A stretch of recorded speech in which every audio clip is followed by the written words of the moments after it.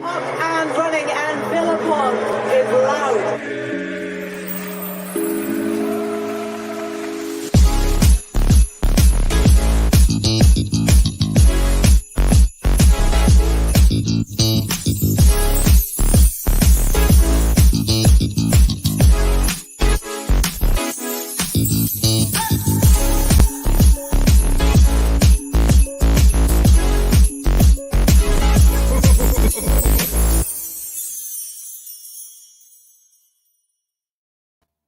Hello, good evening, and welcome to the Villa Park podcast. It's me, Rich, and I'm back with the boys, George and Kev, for your match preview, your midweek match preview for what is a huge game coming up on Wednesday.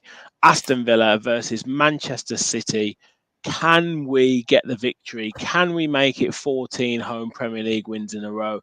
Can we make a real statement in the Premier League? Can we potentially go second in the league? Yeah, it is going to be a huge game. Kev, you've lit the blue touch paper before the pod. How excited are you for this game coming up? Well, this is why we're here, aren't we? You know, this is what we're in life for the exciting moments. There's enough bad moments in life. There's enough bad moments supporting Aston Villa over the years, and God, don't we Villa fans know it? And I see it as, you know, in recent times, we've had some exciting days, right? We got that 10-game run in the Championship where we kind of got our club back a little bit, I felt, and then obviously got promoted after the disappointment of the playoff final the year before, which ended up being a blessing in disguise. We stayed up on the last day of the season. We had a great 7-2 win against Liverpool, but it didn't really feel like we were truly that level of team. We've qualified for Europe on the last day of the season. There's all these fantastic things, but it's not top end of the Premier League stuff, is it? And it's how long has it been since Aston Villa have been there? You know, we were top at Christmas in the year 2000. Was it 2001? John Gregory, I think. And it was not 97, 98. I think. Well, yeah, was it that one? Yeah, it was when they Dion Dublin. Yeah, 25 years you're lucky. And mate, yeah. I know it's early in the season still, but this I feel is why the owners have taken the club over and what the fans are here for. And I think this is just an unbelievable opportunity to show where we are as a team against a team of the might of City, which we're odds on, you know, we're likely to lose the game based on how good they are. But this is what we're here for. So let's just enjoy it. Absolutely. Guys, get involved in the chat and hit that like button. Help spread the word of the channel. Hit the subscribe button if you are new to the channel. We are very close to 2,800. Getting closer by the minute. We have lost a couple of subscribers today. Always bizarre where we gain subscribers then lose a couple. I don't really understand why. Maybe it's because people thought myself and Gareth were slightly overcritical of Villa's performance in the Talking Tactics show. Make sure you watch it. You let us know your thoughts. I thought we were very fair. You know, when we look at where we are in the table, we look at, yes, the away form's okay, but 2 points from Bournemouth, Forest, and Wolves, is that really good enough? So, and Bournemouth pretty much outplayed us. But yeah, let us know your thoughts from that Talking Tactics video. But tonight, as I say, we're focusing on the City game. Gary has gone in the comments and said, if there was ever a game where we have to score first, it's this one for me. And also, this is coming to you, George. This is the game of games for Villa. Are we really as good as we think? Yeah, I mean, this is like the acid test, isn't it? You know, we're playing the European champions, treble winners. They've won 5 leagues in 6 years. You know, Man City have kind of become the Man United of the 90s, but people just haven't jumped onto that yet and haven't figured it out. But that's how dominant they've been. You know, they've got the best manager in the world. They've got the most money in the world. We won't talk about their, their apparent corruption or whatever. You know, it's still unproven, but I think we all kind of know what's happened. But it is what it is. You know, top club now. You know, and it's great, like you just said, Kev. It's nice to be up there and mixing it on the top table finally. You know, I got sick of like getting in ruts with like Sunderland's and Bournemouths and crappy teams like that, you know, over the last 10 years.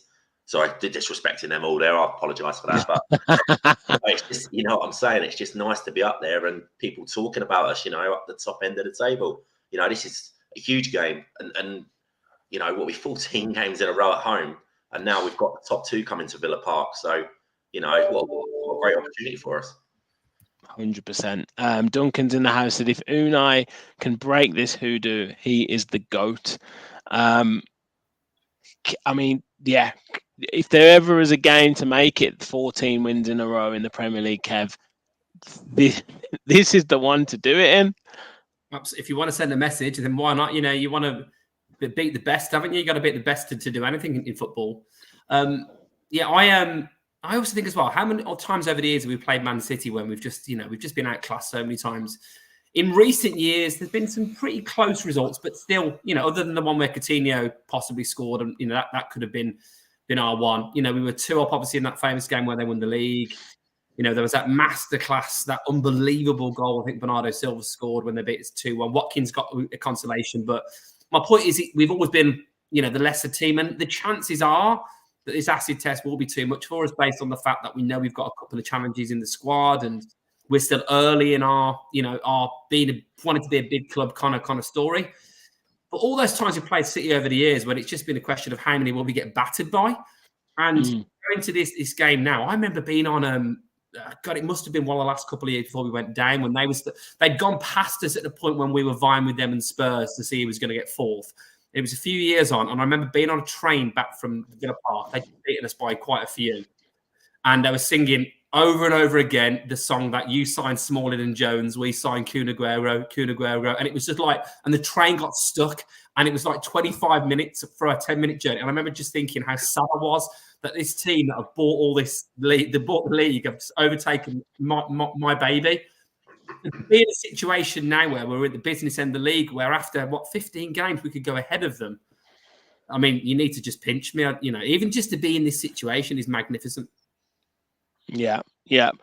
Well, let's talk City because currently sitting in third place in the table, 1 point ahead of Villa. They haven't been on the greatest of runs in the last few weeks. Drew obviously against Tottenham 3-3 on Sunday in a pulsating game. But George, I mean, are there a few chinks in the City armour that we can exploit? Well, we can only hope so, can't we? I mean, obviously we know there's going to be no Jack, he seems to like missing the game at Villa Park, doesn't he? I think that's 3 times he's come back now, and he does, yeah.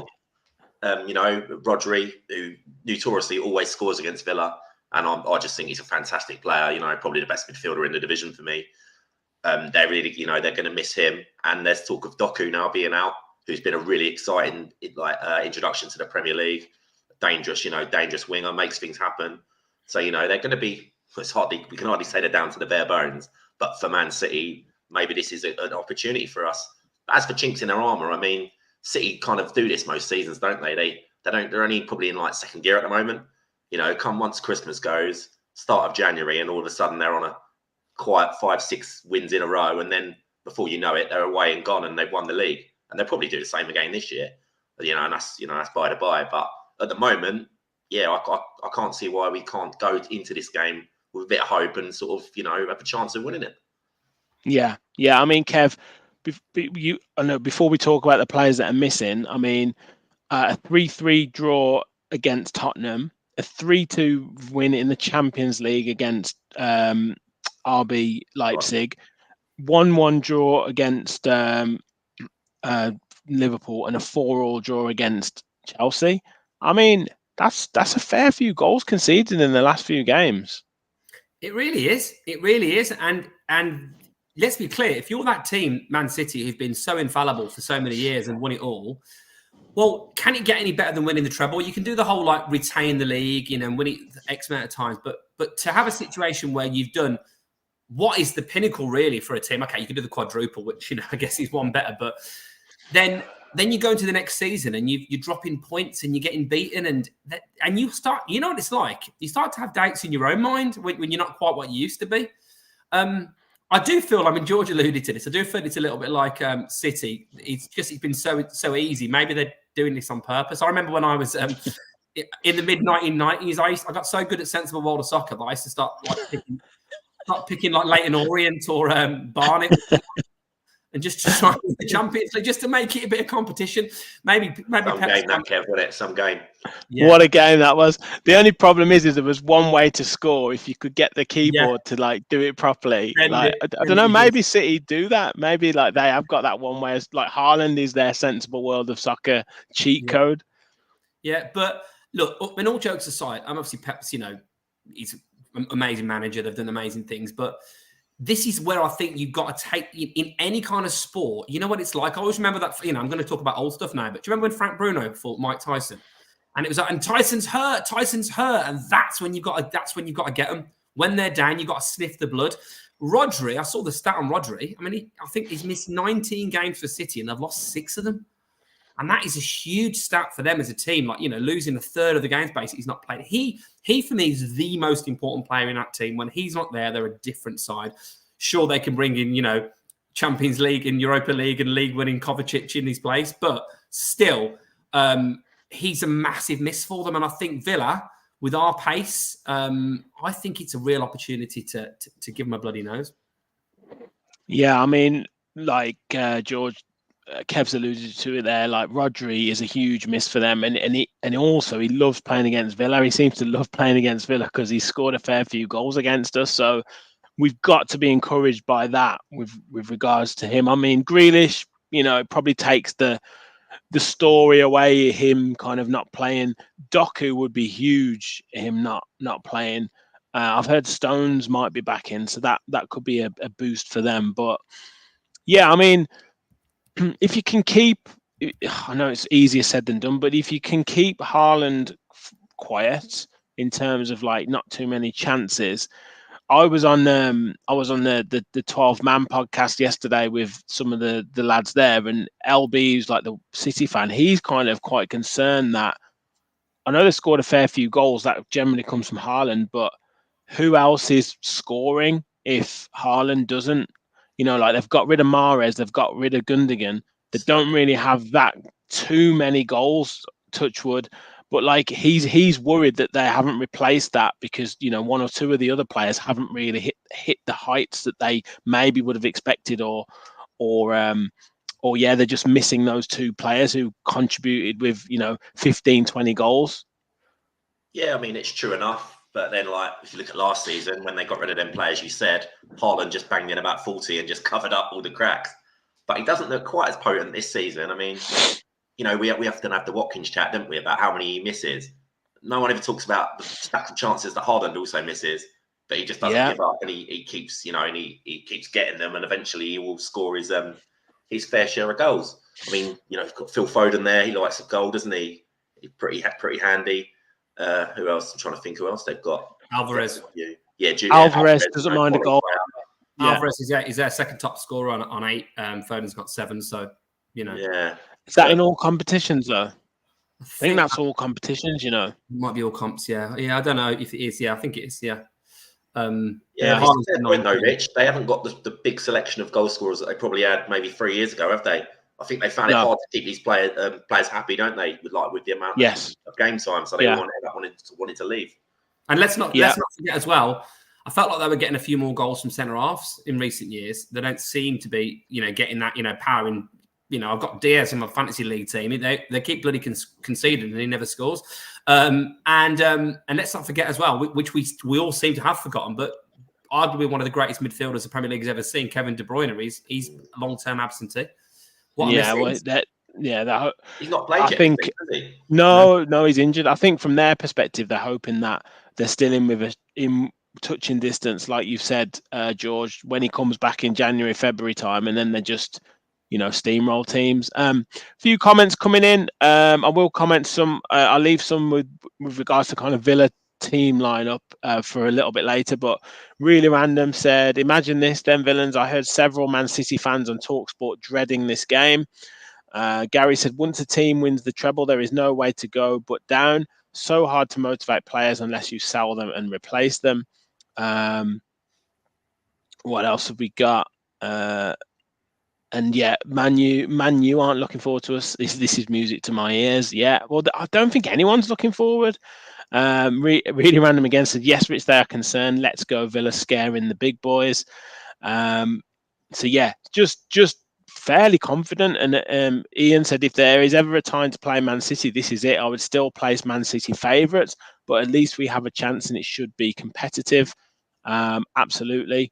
Duncan said Haaland might be suspended too. I don't know. Well, that was the hearing on the punishment was today, was it? But I can't see him getting suspended. What was that for his reaction the other day? Yeah, I can't see it. Alan's in the house. Hello, mate.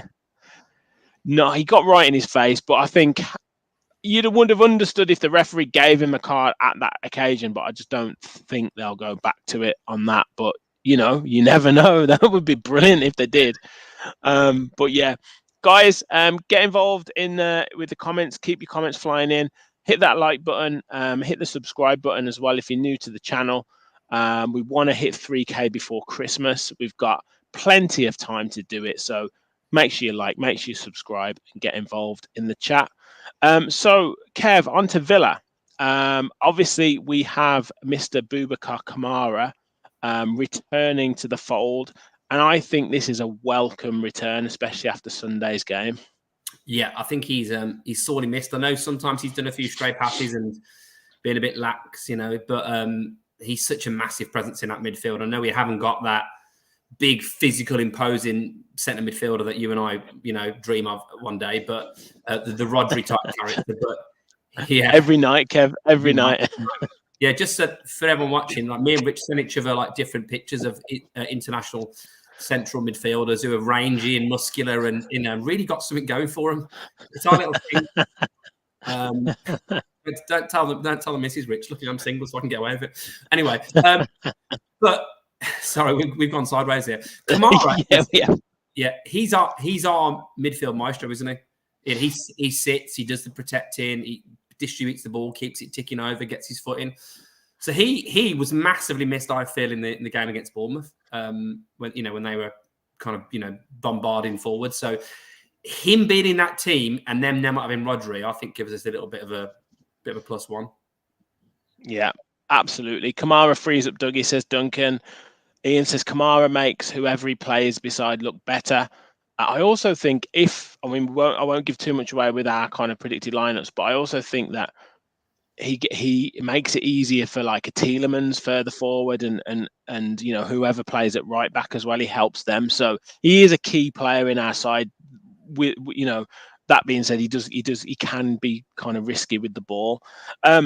George, with regards to kind of anything else, as I say, without giving anything too much away, Emery alluded to the fact on Sunday, in his kind of a post-match interview around having to give players minutes and kind of managing the players' time in terms of how much they were playing. It was interesting that he took Konsa off with 20 minutes to go, McGinn off with kind of 25 minutes to go. And McGinn has looked a little bit tired since coming back from international duty.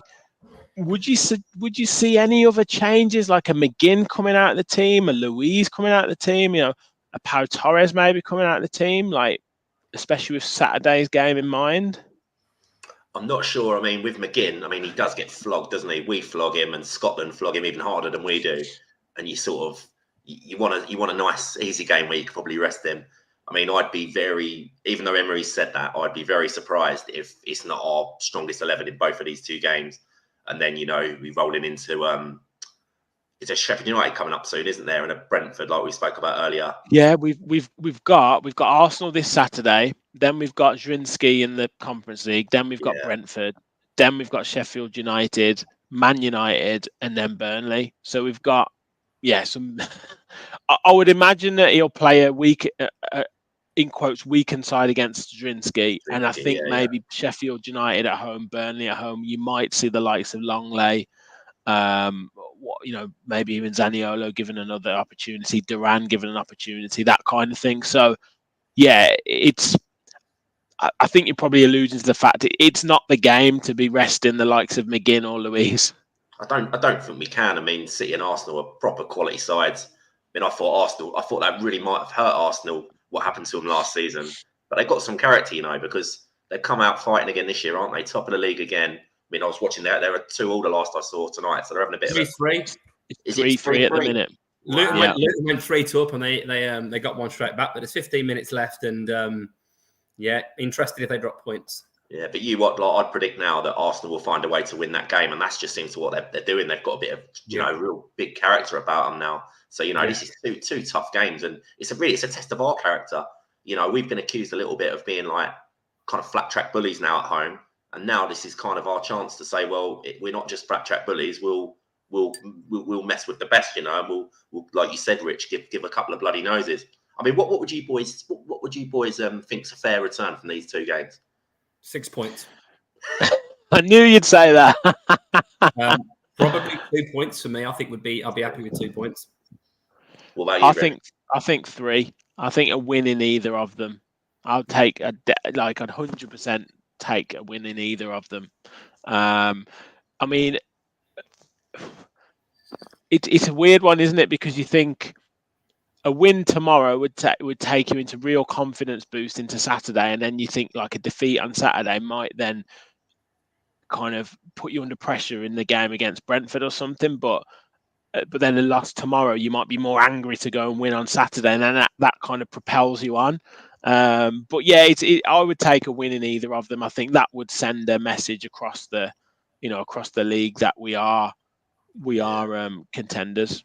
And another question: what game are we more likely to win? You guys let us know in the chat as well, and everyone in the chat, like return from the game, like in terms of points, these next two games, what would you like? And what was that question, George? Sorry. What game are we more likely to win if it was just more one? likely to win? Arsenal. Kev, you go first. Arsenal, I'd say Arsenal. I think we've had their number in recent years. And I think the game last season, we lost 2-1 when we weren't playing very well under Gerrard at their place. And that 3-2 game could have gone either way, really, at home. Bailey goes down one end. I think that with the Emery factor as well, with him probably wanting to show what he's all about, I don't know. I just feel like I think they're not as good as City. I know this season they're, up there, but I just think that if you had to pick one, City always seem to find a way. I know Arsenal are doing that old like Man United knack of getting a win from somewhere, which I'm confident they'll probably do the same tonight, but I just feel like we've got more of a chance against them. I'm gonna go the other way. I'm gonna say City. Okay. I think with the players they've got missing, Rodri missing is huge, and I looked at their goalkeeper the other day, and he made a couple of bad errors, and I think we can get at them. I really do. So I'm gonna say City. Heard a few comments coming in. So on McGinn, Rachel said, did anyone see McGinn clutch his back at all when he came off? And Ian said he did suggest after the Tottenham game, that he was playing through the pain barrier after his knock playing for Scotland. I think he'll drag himself through for tomorrow. I really do. Duncan said we have to go full strength in these two.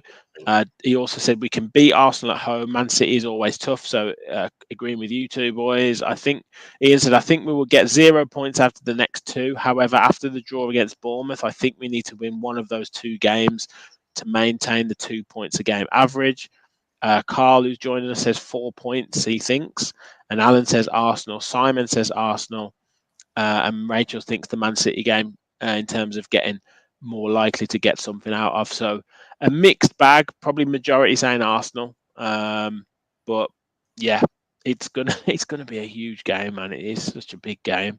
Just imagine honestly, it'll be amazing. It would be amazing. Yeah. Edie said Luton are drawn with Arsenal. Us beating them is not out of the question. Absolutely, mate. Every team is beatable, every team. And I did say that there will be, it's obviously there's 10 minutes or so to go yet, so we'll reserve judgment. But I did say there will be some strange results. And I'm not saying that Villa beating City is a strange result, but there will be some strange results across this December period because there's so many games. There are going to be some weird results. We could get a beat off Luton. We could get beat off Sheffield United. I doubt it, but you never know. You just never ever know in with these games because the players have to get themselves up for every single challenge. So yeah, it's going to be interesting. So let's have a look at the predicted sides. So Kev, you and I both agreed on this. So I've gone for Emi Martinez in goal. I think Cash back in at right back, Konsa back in his favoured centre back position again alongside Pau Torres. Alex Moreno, I think, potentially coming in for pace down that left hand side. Give Luca Dean maybe a rest. I think it's a toss up. Does he play Dini in this game and Moreno the next game? But I think he'll plump for Moreno tomorrow. And then Kamara back in that midfield with Luiz. I think he'll go fairly reserved in midfield with McGinn and Tielemans. Obviously, Tielemans can provide that support to Watkins up front as well. He covers the ground quickly. And now I think Diaby comes back in for Bailey. Unfortunately for Bailey, but also a fact that Bailey can be a weapon off the bench with Ollie Watkins up top. But yeah, Kev, agreement on that one? Yeah, that's what I would go for, really. Totally. I think that with the point around like the players and your question around will he rest anybody, I think you need to have no doubts about the fitness of your players when you're playing a team of the ferocity of Man City. So I do think actually and this is what I like about the team as well now, because there are players that are in with a shout. I mean, Ramsey hasn't felt like he's fully up to scratch, but Ramsey, who is fully fit and fully match fit as well, and Tielemans are not getting in this in the team. Obviously, are they? If Bailey plays, so if Tielemans is in, then Bailey and Ramsey are on the bench. So you've got good players waiting in the wings. You got Longley, who's not a bad defender, kicking around. So you've got some good players that could come into that team. The Dini Moreno question. So I think if anyone's not actually ready 100% for the battle, I actually wouldn't mind if McGinn didn't play and Tielemans was in his place. I mean, obviously I'd be gutted because McGinn's the heartbeat of the team and I absolutely adore him. But I'd rather have a fully fit player that can give it everything they've got than someone else. But yeah, I think that Bailey off the bench is just a massive potent weapon, like you say. And I think he's almost relishing that role actually at the moment. I know he's not. what irony it would be if Zaniolo come on and got the winner after It'd be fantastic. Like I say, I'm not having him, but I don't not want him to do well. Like I would be jumping from the rooftops if he got a goal. It would be unreal. Yeah, have you seen that is who scored that thing on Twitter today, giving him saying he's got no strength? Yeah, absolutely disgraceful comment to say a guy who's got 17 caps for Italy and he's won what he's won in the game, played nearly 100 games for Roma. He's got no strengths. I mean, it's just absolute gutter journalism. That is terrible. It is a bit bad, but it's still funny. Right. It's still funny. Yeah, it's still funny. I gotta say, like, we can't be precious about it. It's hilarious. We can't be too precious about it. We slag everybody else's players off. Come on. Yeah. But yeah. I understand. It's a bit harsh. But yeah, a few people in the comments saying Ramsey starting. Alan said it's a bit too soon. Duncan said it's a bit again not yet fit enough. But I think so. I think he was a bit sluggish on if I'm honest, on Sunday. I think he's going to take a little bit of time to get back into it. That being said, comes on in the game, and as you said, Kev, we've got weapons to come off the bench, which is brilliant to see, and he can really make a difference. Your team, Martin, your team, George, that they're on the what's it called, Fan Hub app. So not really too much difference, but you've kept Bailey in there and gone pretty attacking. Yeah, well, just like I know there's this trend now that Bailey is good off the bench, and he is, but we also forget he bloody starts games very well at Villa Park as well, and he has done really since last season anyway. The amount of first half goals he scored when we blitzed teams off the pitch in like half an hour. So I quite think like what you said, a bit of pace. City don't like teams going at them, so I can't see why not.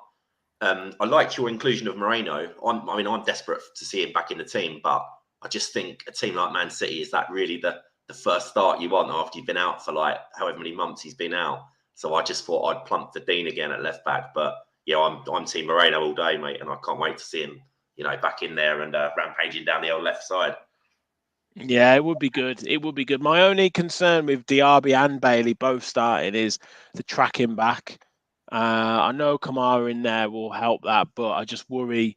There was a few times Bailey, was really sharp going forward, particularly the first half against Bournemouth. Obviously, he got his goal, but there was again, if you watch our tactics show, Gareth really pointed it out that there were a number of times where he wasn't tracking back on Semenya, and then the is it Kirkes, the fullback, leaving Konsa exposed, and I just worry that playing both Diaby and Bailey in that situation with Kyle Walker and whoever else it is down the left hand side will be very Gvardiol at the minute is playing left hand side. It'll be very dangerous, I think, to play them both. But look, it'd be interesting to see if he does really go for it.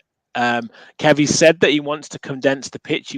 I think that's an indication that he wants to press high, put pressure on the City defense. So, you never know.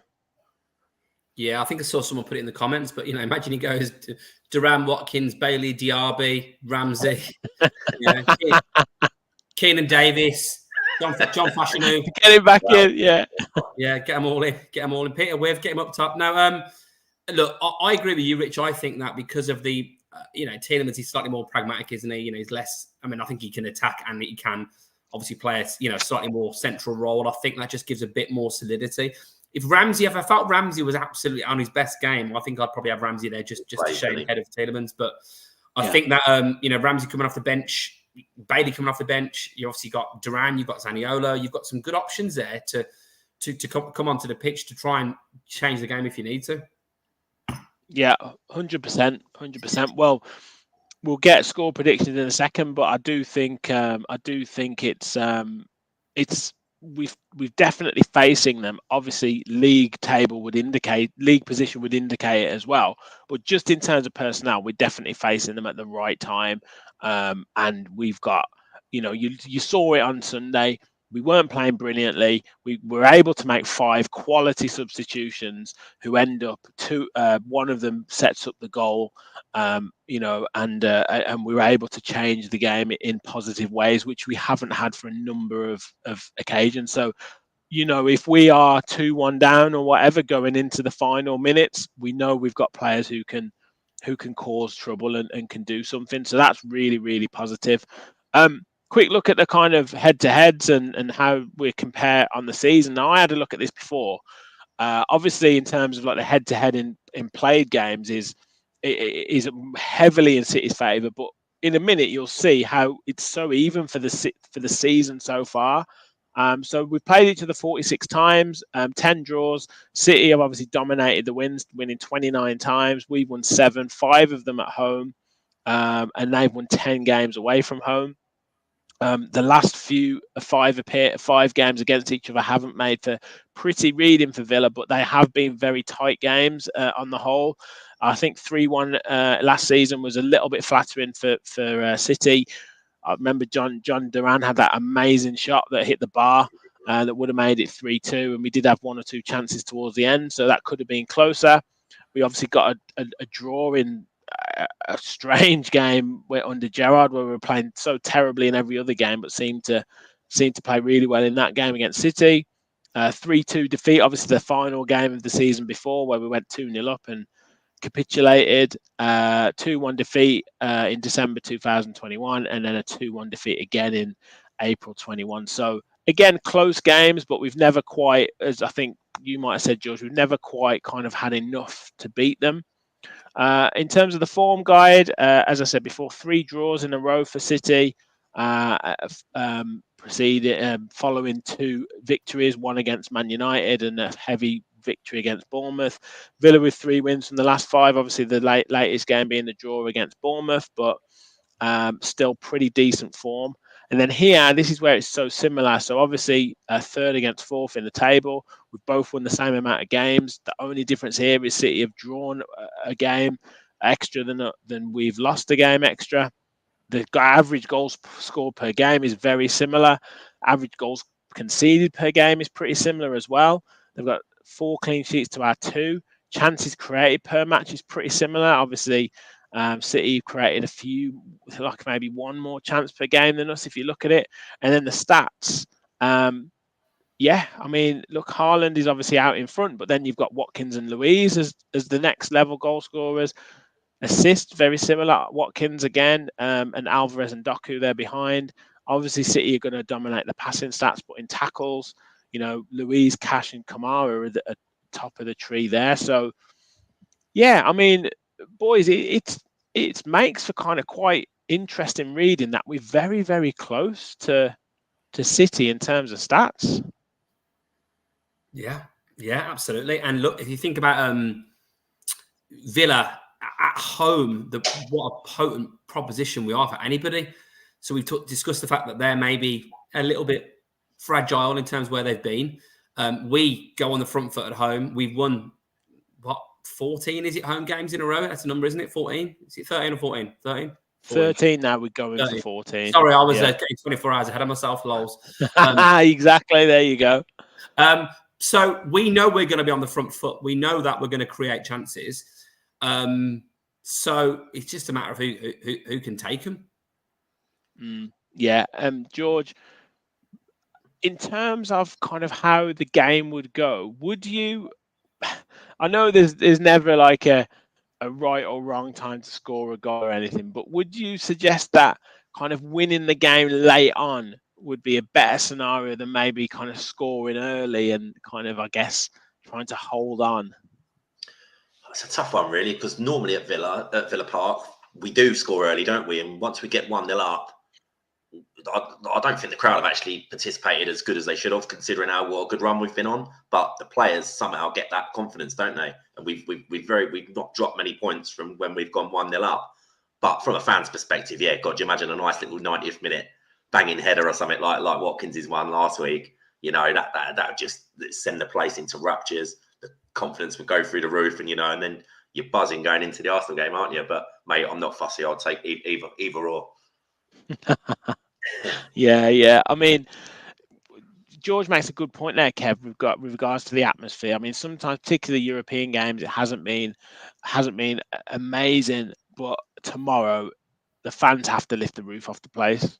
Yeah. Unless City go 2 or 3 up early on, I can see the fans. I can see the fans being massively up for this. And being that 12th man, helping put pressure on City. I just always remember that moment when Jack first came back. Jack's 3 times coming to Villa Park since he left us. He was on the bench for one. I think he played 3 minutes in that first game, and obviously he'll miss this one. But then when he came on, when he was warming up, and it was the chance of Villa till I die, the atmosphere was absolutely incredible. And that's the kind of atmosphere that we need to really try and build to show Man City that, listen, they've obviously clearly got a little bit of history, but George, you alluded to this right at the start. I'm not saying we go into this now, but let's not call a spade, right? 100 plus financial infringements. There's something going on that isn't right. Whether the payments to Mancini, whatever it was, they've bought the league over the years, and yeah, they've got some fantastic players, and it's all wonderful, but something doesn't feel quite right about it. And I'm sure we can have the moral high ground because, we haven't got that level of dirty money, we believe. So therefore it's good. But, we are, prior to the last 20 years, a way bigger club than Man City. And sure, they've got a fantastic recent history. But let's show them what Aston Villa are all about. Well, look, I don't think I could have put it better myself. So get your score predictions in the comments for tomorrow. It is going to be a really close game. Really, really close game. Before you do that, make sure, if you haven't already, smash that like button. And if you're new to the channel, hit the subscribe button. We want to hit 3K before Christmas. It would be amazing. And you never know, we might do a little special competition on the way if we do get it. So yeah, please do help us spread the word of the channel. George, let's get your score prediction, mate. Score and scorers. I think I'm going to sit on the fence and go for a feisty 1-1 draw. And I'll go for it's got to be Watkins, isn't it? The form he's in, he just keeps scoring a goal. So I'll back him to get another one. Yeah. I think a few in the chat were like hoping Sam was going to be on the pod over the next week or so. But yeah, he's in great form, and obviously the goal he scored on Sunday was fantastic. So he couldn't be in better he couldn't be in better form for. So what he's doing now, Rich, he's not always involved in the game like he used to be, but he's coming alive in the big moments, isn't he? He's scoring important goals at important times. You know, you might not be the Ollie Watkins of old, grafting and running the channels and winning the headers, but he's turning up at the right time, and that's what top strikers do, isn't it? Yeah, I know which one I'd rather have. In the 97th. Oh, they haven't. The 97th. Oh, you're joking. Yeah, I've just seen it. They scored. I told you, boys. Rice 90+7. Yeah, absolutely. They always were gonna. Yeah. Yeah. Yeah. Oh, well. It said there was going to be 6 minutes of injury time, and there's been 7. Yeah, there you go. So there you go. Yeah. Oh well, there's me hoping they drop points, but you know that's a sign of a potential champion winning side. Really random review said 3-1 Villa. He's been his last 5 score predictions. Duncan says the same, 3-1 Villa. Alan says 3-2 Villa. Ian says 2-1 to Man City. So yeah, still people very confident there, Kev. So what are you saying? I think there's going to be goals, I reckon. I think it'll be 3-2 Villa. 3-2. I can see. We always concede. We could play. You know, a schools under 7s team and seem to concede at the moment. We always let one in. You know, someone would do a stupid back pass and it going off the post or whatever. But it doesn't seem to be stopping us winning games. Yeah, I just think there'll be goals in it, and I just fancy Villa to nick it. Why not? Yeah. Who's going to score? I think that Watkins is going to score because he seems to be a man for the big game. I think Diaby's going to score, and I think Zaniolo is going to shut his critics up and get the winner. He won't get on the pitch.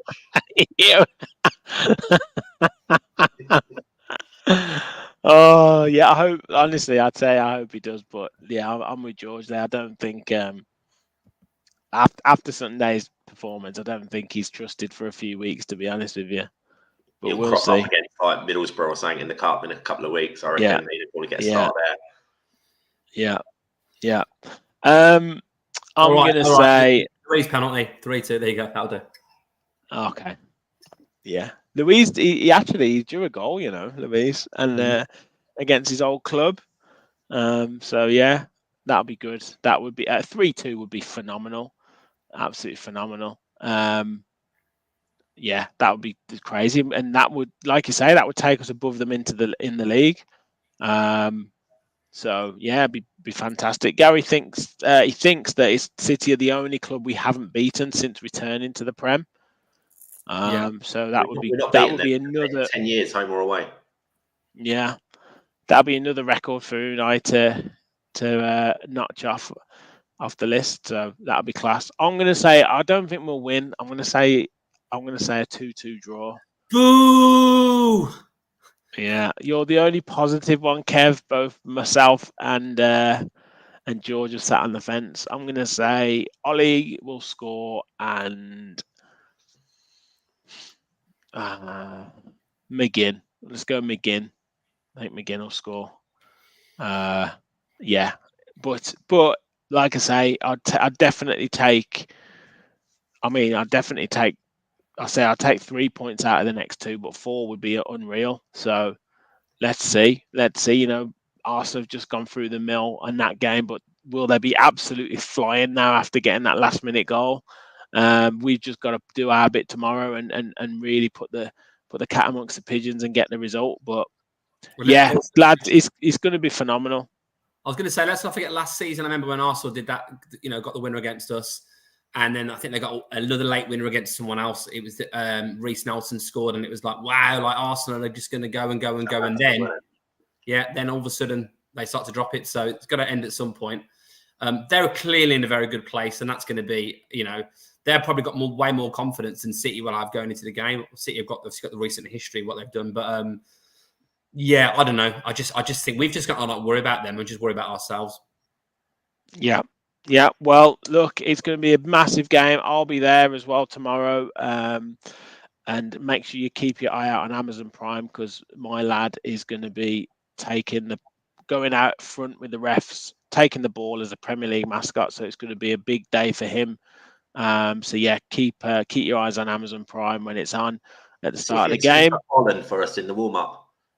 Yeah, that would be good. That would be good. Or trip him up as he's going out, and he like Whatever it that would be takes. good. Thanks. Yeah, yeah. So fingers crossed he can be the good luck charm. Are you going tomorrow, George? No, mate. No, I'm not. No, I'm working the next morning, so I can't make it, unfortunately. Oh, no worries. I know, Kev, you will be there. Yeah. Singing your heart out. So yeah, let's get a massive atmosphere there tomorrow night. Let's make sure we push them all away to hopefully get the 3 points. Thank you all very, very much for watching. As I said before, make sure you smash the like button, hit the subscribe button, get involved in the chat if you're watching this after the live. Let us know your thoughts on the score prediction, on the team lineup, on how you think we should beat City. We will be back for instant match reaction, full match reaction, match preview for Arsenal. The shows are going to come thick and fast. We'll also squeeze in a talking tactics show as well. So make sure you stay tuned to the channel. Lads, thank you very much for joining, and thank you all for watching. And as always, remember, we all follow the Villa. Thanks, everyone.